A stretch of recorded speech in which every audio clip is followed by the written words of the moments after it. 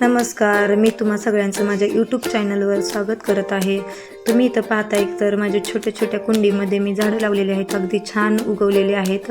आणि त्याच्यानंतर मी तुम्हाला आज मिसळ पावची रेसिपी पण करून दाखवणार आहे। तर चला तर मग आपण पाहूया।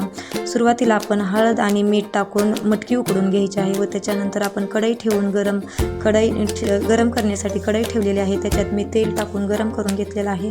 त्याच्यासोबत 2 ते 3 कांदे मी बारीक चिरून त्याच्यात टाकलेले आहेत व छान असं लालसर होईपर्यंत परतून घ्यायचं आहे। आपण छान असं लालसर पद्धतीने पण परतून घेतल्यानंतर टेस्ट छान येते व त्याच्यात मी 2 टोमॅटो चिरलेले आहेत, ते टोमॅटो पण टाकून टोमॅटो आणि कांदा छान परतून घ्यायचा आहे, एकजीव करून घ्यायचा आहे। कारण काही जण पेस्ट वापरतात, पण इथं मी कांदा आणि टोमॅटो बारीक चिरून वापरलेला आहे। त्याच्यासोबतच आपण मीठ थोडंसं टाकायचं आहे। मिठाने कांदा आणि टोमॅटो पेस्ट होण्यासाठी मदत होत असते या। आणि त्याच्यानंतर आपण इथं अद्रक आणि लसूणची पेस्ट वापरलेली आहे, ती पण त्याच्यात टाकून छान अशी परतून घ्यायची आहे, एकजीव करून घ्यायची आहे। त्याच्यानंतर आपण इथं जे आपले मिसळ बनवण्यासाठी मसाले लागतात ते वापरलेले आहे। त्याच्यासोबतच मी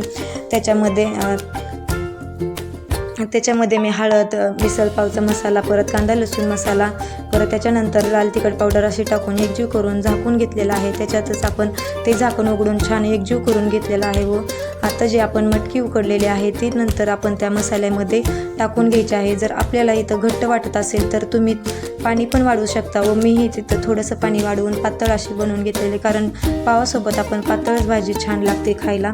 आणि ती छान अशी उकळी मारून घ्यायची आहे। तुम्ही बघू शकता इथं माझ्या भाजीला कट पण छान आलेला आहे व तो आपण आता प्लेटमध्ये काढून घ्यायचा आहे। तर तुम्ही इथं भाजीत पण मी तर परसन वापरलेलं साईडला ठेवलेलं आहे, तर ते तुम्ही भाजीत पण टाकून घेऊ शकता व त्याच्यासोबतच वरती कांदा बारीक चिरून टाकून कोथिंबीर टाकून पण घेऊ शकता। तर मी इथं साईडला घेतलेला आहे कांदा, परत नंतर लिंबू, परत काकडी आणि पाव ठेवून आम्ही प्लेट सजवलेले आहे। तर माझे व्हिडिओ तुम्हाला आवडले असतील तर लाईक सबस्क्राईब नक्की करावं, मग छान छान असे कमेंट करू शकताय।